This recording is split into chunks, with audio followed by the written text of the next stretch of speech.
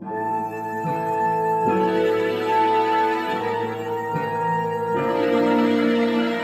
out to another episode of It's All Been Trucked Before. This one's a special one. We're watching South Park, the Spooky Fish episode from season 2 of South Park. It's got some truck stuff going on. It's a heavy mirror vibe. We talk about that. We talk about a few other South Park episodes involving Star Trek, among other things. You're here. Check it out. Also, something else to check out. She's here. Marianne from Marianne's Macabre Review. Hello, folks. Just want to let you know that we have an episode that might be out already or might be coming out. It's called The Haunting of Hill House. It stars Colleen, Jessica, Tracy, J. Keith Jackson, and myself, and we talk about that. And don't forget, if you support us on Patreon, we actually have 4 clips that you can hear where we talk about special things that we found out in Haunting of Hill House, or we have a very interesting one from Stephen's wife, Colleen, about Stephen and a bargaining thing that she's thinking of trying, or actually Keith suggested that they would do. That might or might not happen. We don't know. We'll figure it out. Only maybe in the next episode we'll find out. I can't wait to find out. I'm going to go to patreon.com/IABD and make sure my payment's going so I can hear that episode and find out what my wife is conniving to do. Speaking of conniving, that's a segue. It's all been done. Bare Naked Ladies podcast. They've connived away. I don't know where they are. Second album? Fourth. What? Fourth? What? Wow, I'm way behind. It's been 1 week at least since I listened to that. Yeah, I'm dropping Bare Naked Ladies things all over. Evidence Sake are going through the entire Bare Naked Ladies catalog, one song at a time, right up to the fourth album. We still call them albums? Is that what we're doing? CDs? Anyway, you can tell what they're doing. They're going through them all. They've reached the big one stunt. It's One Contains. I just said it. 1 week. Yeah. So 1 week. It's already out. With Justin McElroy return. There you go. So go check these guys out. They're busting through it. They finally made it to the big point. It's kind of like us making it to the second season of Star Trek: The Original Series. Or, like right now, we made it to the second season of South Park. The episode Spooky Fish. Check it out here on It's All Been Trekked Before. Welcome out to another episode of It's All Been Trekked Before. We have your people here. Steven. One of the people. And your Keith. Jimmy-Jerome and our returning guest. Hello, I'm Marianne. No one's Marianne. A special episode. Special episode where we're going to discuss South Park, specifically the episode Spooky Fish. But we also watched a clip from the episode Hooked on Monkeypox. Who would like to start? Keith? Well, You should, because Keith's the ringleader of this special episode. It was my suggestion. I've been watching South Park since it first aired, and there were a lot of things I'm finding going back through it that I wasn't really picking up on at the time because I hadn't watched as much Star Trek. I mean, I didn't. Yeah. I kind of understood that the beard or the goatee thing was from Star Trek in some way or another, but I didn't really know. I hadn't seen it. And so it's more satisfying to pick up some of these references now. The Mirror Universe, Mirror. Just in case anyone that's listening is not familiar. I think they would be. They should be. The goatee. I love that they kept calling good Cartman evil Cartman. Yes. The Cartman from the other universe. I was like, come on. We know he's the But he's good from the one. evil universe. Yeah. That's I didn't know if I wanted to get into it that soon, but I did want to talk about the idea of consistency as far as opposite universes go and so forth, and just they just call it evil because that's what, right. That's flipping it. Well, and the evil twin always wore the goatee in every. Right. I think we talked about in the Mirror episode how all the several soap operas use that, and not to mention cheesy TV shows and movies, and it's been spoofed a million times, but. Well, and apparently, if you think about it, this world that they come from, there's a bunch of evil pets killing people all the time. Yeah. So it's surprising that everybody's like, our main characters were all still alive. Yeah. That's I don't think that was actually from the evil universe. Oh, leaving that I think It's the Indian burial ground. Yeah, the Indian burial ground. He's like, that wasn't unburied clear. them, Did peed they on them. zap the pets back with them, or No, they didn't. I don't think so. Okay. No, the pets were still murdering people at the end. Yeah. You know, it just dawned on me this watching that, because I'm like, Indian burial grounds, it's got to be Native American. It's like, nope, that's that guy who ruined it. He built it on the. He probably was like, nah, I'm gonna call it an Indian burial ground just to make it worse. So I just got that joke now, 20 years later. And that, of course, is Poltergeist Poltergeist, Pet Cemetery in way too. Yep.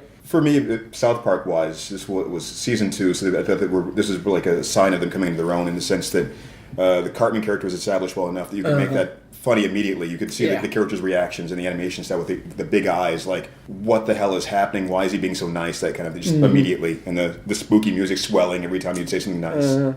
This was back when I was watching it every Wednesday at 10:30 because you didn't have DVRs or any of that, or Netflix or any of that stuff. So, although then again it was Comedy Central, so you'd see it'd be on at 10:30 and then at 1:30.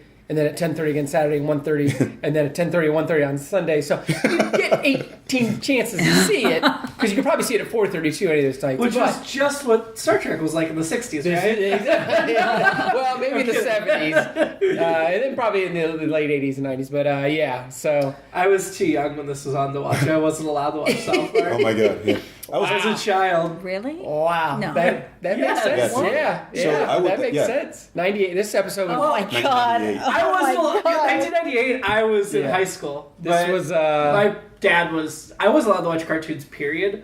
But even when he didn't believe that there were such things as cartoons for adults, but even like The Simpsons, I was not allowed to watch it specifically because the kids were rude to their parents. So South Park was not going to fly in my house. I think I saw Maybe this. you've heard of it. In fact, I do own it. the week this was first telecast was the week I found out whether I passed the bar or not. I did. Nice. Congratulations. Yeah. Hey, so there you go. But I think I did catch the 1:30 version because that night I went to Cleveland to see my wife and blah, blah, blah. But I came back to catch up with some law school friends and we all sat around stressing about whether we were going to pass or not. So by the time I got home, I'd missed the 10:30, but I think I saw the 1 o'clock or 1:30, whatever time it was on. But It's great now, but there was a period in the middle. I don't catch enough. Yeah, there was a period in the middle that it sucked. Well, not sucked, but wasn't as good. I think it's the first 6 or 7 seasons I was there every week, and then Yeah. I kind of lost the way. But whenever I go back, it's always... I'd say around season 15, 16, it really picked up again, and they're doing some of They're their back best in. work recently, yeah. And they won some Tonys and some other things along the way. Well, they've just gotten really smart satire. They've gone down to like 10 episodes a year, which helps them refine. But I did notice a parallel between recent episodes and this one.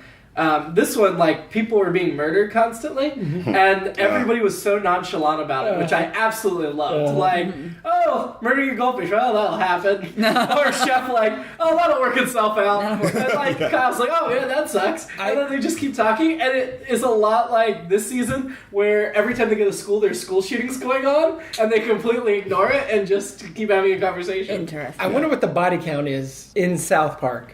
Oh, over it's the worse 20 than years. Murder, She Wrote. So it's like, yeah, there can't be that many people left in South Park in theory. But People keep moving there. again, I South Park, obviously, pretty much every week they just reset part of the appeal. There were a couple 90s things in there. Luke Perry, Oh, yes, Oh, yeah. the goatee. Hella. Lots of hella. I don't think Cartman said hella in other episodes. I think No, they it did was it just this specifically one. for that end. Yes. I think I think that's when it started becoming popular, or maybe Yeah. when it started getting overplayed, or something right around then. Are Terrence and Phillips still on there a lot? Yeah. Okay. All right. Oh, Well- now? No, Yeah, not very now. often. Okay. Not very All right. often. They peaked early. They peaked with the They did. movie. Yes. Bigger, longer uncut, which was a great... It holds up. Kind of like Beavis and Butthead, their inspiration also peaked. And so I was in my early 20s at this point, and I was working in IT. So I did start. I don't remember how exactly I was getting it, but I was downloading it on the internet. Oh, yeah. Like, Oh, wow. before- that was like. Did it take back a when they week? did that. Oh, yeah, that was week a very to early download days of the an internet, episode. yeah. I don't remember how it was. I guess I was using dial-up then. Too, Yeah. so- Yeah, you would have been. Yeah. Yeah, I like the split screen technology. That was very funny. That was a That was reference cute. to how bad. Whenever they had twins and or evil twins or whatever, doubles, lots of times it was that terrible split screen. I mean, Star Trek, it wasn't that terrible. no, I thought Yeah. they did a better job In than the 60s. many other times. But yeah, it cracks me up the way, like, bloopers and animation crack me up. Like, you know that it's all Yeah. purposeful. Right. Purposeful. But I like that touch. That was a really nice touch. Which reminds me, we had the moment at the end. No, shoot him, shoot Right. him. Which Yes. I know we had in Whom Gods Destroy, but Enemy Within wasn't this a similar thing I think so. that they had because they had to get them back together and. So I'm having trouble remembering how did Mirror Mirror go exactly as far as did they have the goatee Spock in that? And Yes. It was a goatee Spock, so it's just based. But Goatee there- Spock didn't ever interact with regular Spock because they were beamed over to the Mirror Universe show. It was later episodes when they did who's the real one or something. Yeah, like that was That the was Kirk Whom Gods Destroy was one where the shape and the enemy, guy. and the Right. Enemy Within also where there was evil, Yeah. not evil Kirk, but the good part of Kirk and the bad part of Kirk. Right. And the bad Kirk couldn't convince them that he was the good Kirk. He was overacting, over dramatic. Shoot him! him! I'm the good one! Yeah. And then they killed the wrong one, just like in the South Park episode, because he was tricked. I liked the tricked twist, I guess. I remember that part. I will say South Park rips off Universe Journey and that they kill Kenny every episode. Yeah. Like they kill our first officer every episode. That's true. Speaking of Universe Journey, Yeah. this is back to the thing that at the very beginning. Uh-huh. I don't know if we can talk about this yet, but I'm wondering what your thoughts are about how the mirror universe the echo dimension is going to work as far as people. Do they have to be the exact opposite personalities of the people? Or so No, because that bothers me. Yeah, all right. I agree. And so I wonder. I mean, Too hard if you to remember do. the very first episode of the Echo Dimension we did in Universe Journey, they went over to a mirror version of the ship, but Grace was in charge, Kake was the lieutenant, and there really were no other crewmen we knew other than Meow Meow, because I was like, I don't want it to just be the same crew. That doesn't make sense to me. Mm-hmm. So the Echo Dimension is quite different in a number of ways. Isn't it and we're going to old- explore it more here coming up. Isn't the old nurture versus nature argument? Because Right. I think part of the idea is You're that raised universe is evil. more hostile. Right. So those people had to adapt Yeah. to that universe. And of course, in the Star Trek, our good universe, they got past those ways of war. And that's why they have this giant ship that shoots things at people every episode. Defense. Self-defense. Oh, you're right. So my one note that I took Uh-huh. was with Sheriff Barbrady, and he was in the basement. And this is an old joke. This is an old joke that comedians have done for years. I think it was Stephen Wright that did it. If Jimmy cracked corn and no one cared, why'd he write a song about it? And it just like popped into my mind again right when he was singing it. And I was like like, that. oh. Do you guys see Shatner in the Yes. Oh, yeah.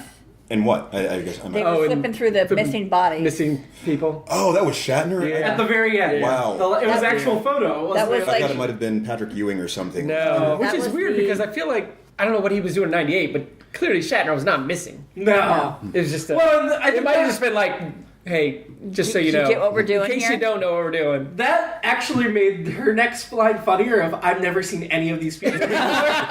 I mean, this is definitely a different version of Stan's mom than I remember from, because Well, it's 'cause he had fun. this was before her husband wore her down and made her just awful all the time. Well, it's like before they really had the personalities down either, because Yeah. eventually Randy became more like a Homer Simpson type character. Yeah. Yeah. And in this, I mean, he'd barely been in the series that much at all. And Yeah. Now I was he's the biggest character other than the kids in current South Park. Yeah. going to say this was the first time they ever used the Sharon Yeah.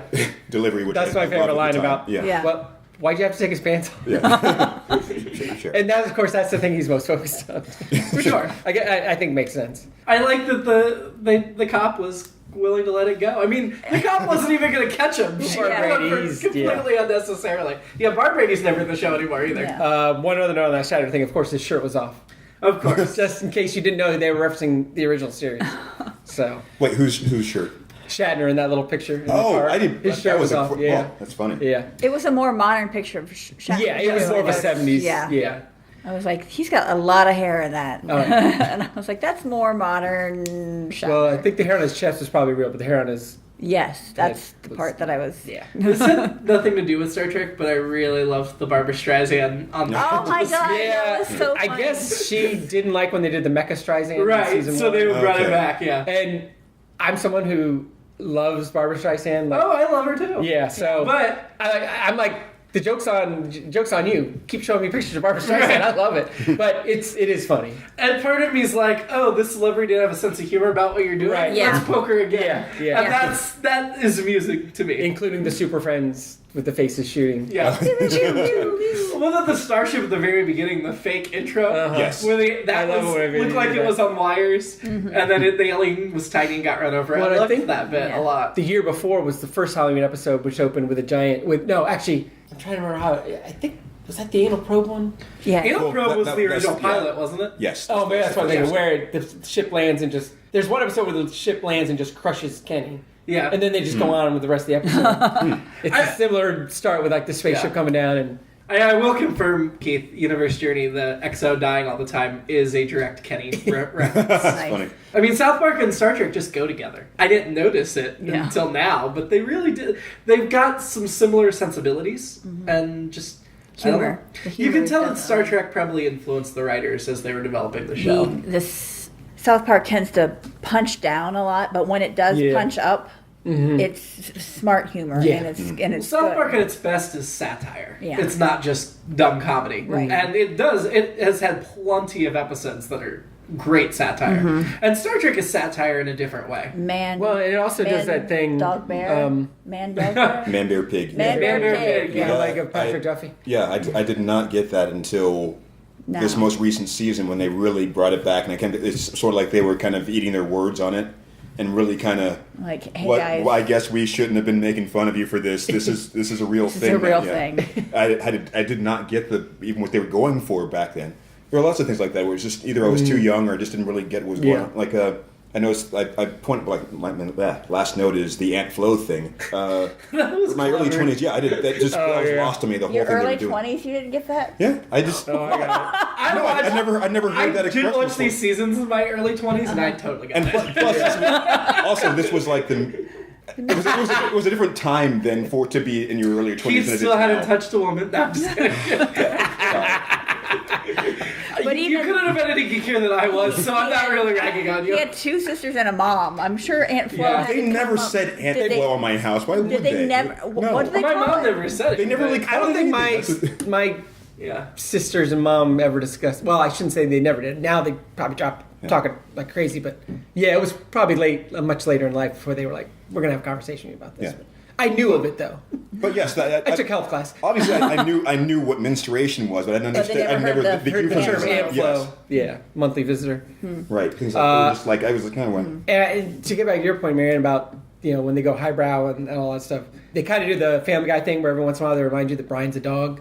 Yeah. So every once in a while they'll be like, "Oh, by the way, these are kids, so they're gonna do fart jokes too." And that Yeah. kind of dumb Oh, stuff, and which I always think I is like funny. with Or the. not really knowing what's going on. Yeah.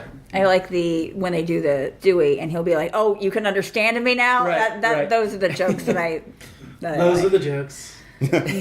So the other episode. The just couple minutes. Oh, we I watched. have one last note on this one. Oh, sure. Because I feel like it's a start. That's spooky music they play. Yeah. Whenever it got weird, I was trying to reference it, and but it wasn't Star Trek. But I think it's from Excalibur, the movie. Oh, I couldn't yeah. find it. I couldn't find anything to verify it in the 3 minutes I researched.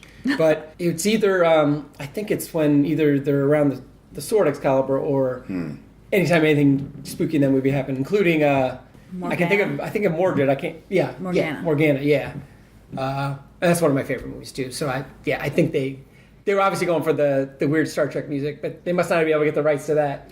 Probably and then the not. next, but they were able to get the love The theme for next one. season. Yeah. I felt like it might have even been. It reminded me of something I might have heard in like an episode of Buffy or here or there or something Yeah. too. That music, just Yeah. something.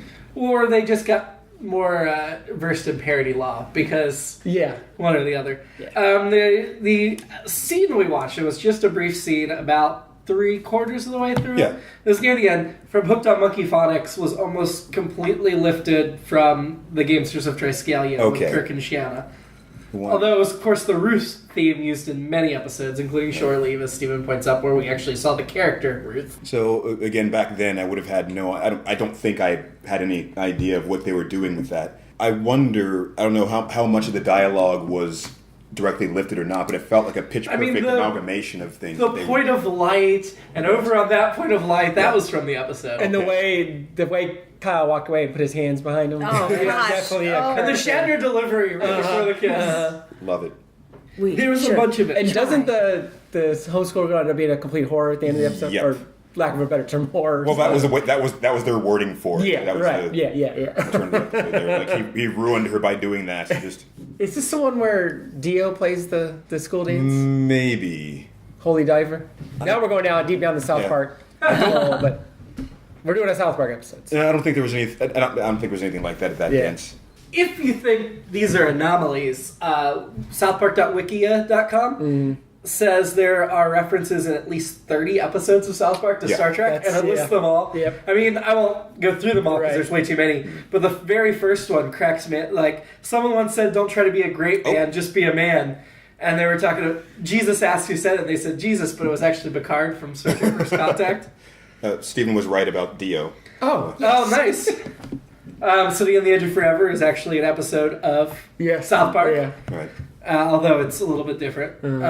There's a reference to Star Trek 3 and Chef's Chocolate Salty Balls, the way James Kirk kicks the Klingon off into the lava flow. Yeah, yep. They did a direct parody of Dagger in the Mine, and Roger Ebert should lay off the fatty foods.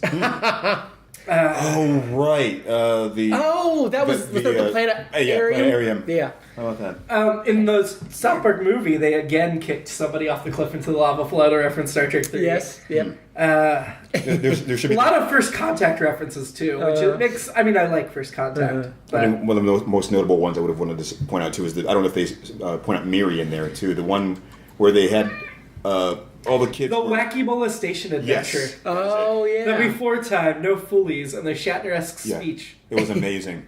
In one episode, The Passion of the Jew, the beginning of the episode, the four boys are role-playing as Star Trek characters. Cartman's the captain, and they've got First Officer Stan, Engineer Kenny, and Vulcan Jew Kyle. I forgot about that. Yep. In Preschool, the episode Preschool, there is the teacher is based on the fictional Captain Pike from the Menagerie with the chair and everything. Yep, I remember that. So yeah, it mostly looks like it's original series and First Contact are where the main things. Con Noonien Singh is in Imagination Land as one of the villains. For the most recent one, they made Jeff Bezos modeled after the Telosians from The Cage. So they took some elements of The Cage for the episode Unfulfilled. Oh my god! Recently, have you seen that yet? The Jeff Bezos stuff? Yeah. So yeah, I mean they're still doing it today. So yeah, lest you think we didn't have an excuse for this episode, South Park deserves at least one special, at least. Very much so. And those guys are about my age. A year younger than me. Trey Parker, Matt Stone. Yeah. Oh, So. they're older than I thought. Yeah. I'm older than I thought. No, yeah, they would had to have been about that. You are really old now. Well, I'm sure we'll get to the movies. We'll have lots of great quotes for you about aging. Oh, yeah. I really relate now. What size girdle are you at this point? So, do we know what Kirk's waist size was? It fluctuated. Yeah. Like, if you look at the fall episodes of each season, Like the beginning. he's in shape, and as the seasons go on, he gets bigger and bigger. You mean So by the end of every season, he's in a girdle. Yeah. Really? Okay, I Kirk or didn't. Shatner, though? Both. Okay. Yeah. And then he get in shape again during the off-season. Yep. That's interesting. You'd Yeah. think he would get out of shape during off season. No, you have less time to do anything Yeah. when Yeah. you're actually shooting, I would think. Yeah. Especially back then. Yeah. Oh, okay. In No the movies, trainer. I think you just kind of let it go. No trainers on set or any of that kind of stuff. Yeah. Well, I think when you did the movies, once you started getting into like 4 and up, Yeah. didn't matter because they were Right. already old. Well, by They then he weren't- was Yeah. The only my diff- age now. You notice the first movie, they were all in like skin tight outfits. By the second movie, they're like, nope, let's do it. No. Let's do the big jackets. So, do you think that they had mended fences by the time they started doing the movies? I mean, When was it that Kirk then Shatner Shatner realized started that making people? the 90s. Yeah, because I think wow. even like late 90s, he and Takei were not. So when he wrote the book Star Trek Memories, which I want to say came out in the early 90s, maybe late 80s, I can look it up real quick. I read that book a whole bunch of times over and over again because it was at our library and it was easy to get at. And then he followed up with movie Memories. But I remember getting to the end of Memories, and he's like, I went and tried to talk to all of my cast members. Oh, it was published in 1993. I went and tried to talk to all of my cast members to get their thoughts on this. And DeForest Kelley was nice to me, and Nimoy was talking to me, and everybody else refused to even discuss things with me. So he was good friends with Nimoy and DeForest Kelley, Yes. but nobody Makes sense, else. doesn't it? Nimoy, I think, got over stuff. I mean, they always had that rivalry, but they also, like, I don't know. I mean, Nimoy just didn't take it Did personally. he think that? It's too logical. Yeah. So And DeForest Kelley just was the type of guy that loved everybody. Everybody else saw their parts get cut down because of what Shatner was doing. So, So Shatner thought since he was the main character, he should have more lines. yes. Well, honestly, it was mostly jealousy because Spock was so popular that he kept looking for ways to increase his character's role. Because he didn't think that there should be 2 leads. They thought he was the lead. Yeah. And so it was not necessarily trying to cut everybody else. It was just beefing up Kirk so that he would compete with Spock. That's the one thing I missed when I watched it when I was younger. I didn't know any of that. I didn't start picking up on that until Stevens told me, or it was during an Alban track. He didn't tell me. He told Right. the group The that podcast. that he started doing these things, and I was just like, I don't understand. Yeah. Yeah, I would like to get And into if you believe Shatner's take on it, he just never realized he was doing it and had no idea that they all hated him. And I can't remember. How can you be that obtuse, though? If you're that self-involved, you don't notice. You know actors. You know how they can be. I can't remember if I mentioned in that episode or not, but I know I read something recently that their take on it was like Shatner was supposed to be that he'd gotten these rave reviews on theater reviews as a great actor and everything.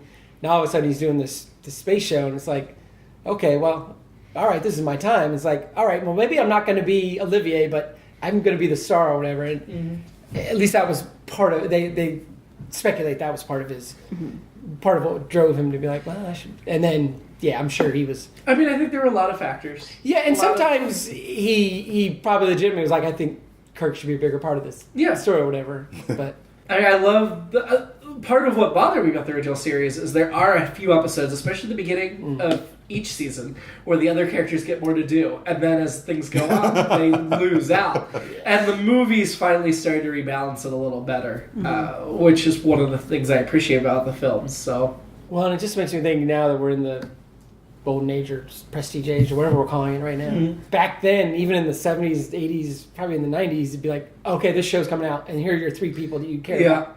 Now, like, I just think about Shameless, and granted, they had to earn it over years, but I was looking at Shameless promo, it was 15 people. I'm like, all right, I know 12 of you. Yeah. I think I know the other 3, but yeah. Well, Next Gen kind of did the opposite. They really balanced the cast during the series, and they get to the films, that's all Picard and Data. And I'm like, okay, I like Picard and Data, but I also like everybody else. well, if you read the original script to Nemesis, and we'll talk about it when we get to Nemesis in 25 years, but the original script... Expensive jokes. I'm only half joking. The original script to Nemesis is a very well-balanced script that serves everybody, and then the final version that wasn't that good is heavy Picard and Data. Why did they do that? I mean... Because those were the popular characters. Those are who they thought people wanted to see. Picard. Those are the ones who just Picard and Data. Those are going to sell the toys. I mean, that's why they're making a new Picard series, because he was so popular. It would be hard to make a Data series because Data wasn't supposed to age, and Brent Spiner aged quite a bit, as it is. Also make talk about people getting old, am I right? There's been I know there's an online movement push to recast Data for the new series to say they downloaded him into a new body, and I think that's a pretty good idea, actually. Yeah. And then find another role for Brent Spiner, because he's played other members of Nudie and Singh's family before in Enterprise and stuff. Or you could just have him say that he upgrade, made his body age to imitate humans. That's true too. In All Good Things, the series finale Next Gen, when they went forward in time, he put that streak of gray in his hair to do that. I actually haven't seen that episode. I look forward to it. I read the novelization, but I cannot wait for Next Gen. I remember watching it. I think I watched it with my mom, like the entire, because I watched the original series with my mom, and then all of Next Gen. I mean, all 7 seasons. Yeah. I watched all of it with Mom. We would, if we couldn't get it, we would videotape it. Well, we'll be there soon. Yeah. In the meantime, in a couple anything years. else? We'll be at Next Gen in months, not years. Yeah, I think to reference 2 other podcasts, one of Jimmy-Jerome's favorites, the Star Wars Minute, and Are You Talking to REM to Re Me, which is Scott Aukerman and Adam Scott talking about each REM record or whatever, but in each one, as they go through the movie or they go through an album, they kind of talk about where they were at that time in their life. And so I already feel that way. Like, obviously, the original Star Trek, I was a kid. And then Next Gen is like end of high school, into college. And then when we get to later ones, it'll be, oh, this is why I wasn't watching that. I was in law school or started doing a ton of theater. So I think that'll be an interesting aspect as well. And like talking about South Park tonight. It's like, oh, yeah, that's the week I found out I passed the bar. But that night I was stressed because I didn't know I was going to pass. Well, we need to go watch some animated Star Trek. We may have another bonus or we may not before we come back with animated. I'm not sure yet. But stick with us. We'll be back in mid-February. I can't remember the date, but it's set for the animated series. Until then, live long. And hella prosper. It's All Been Done presents. Who's got the time?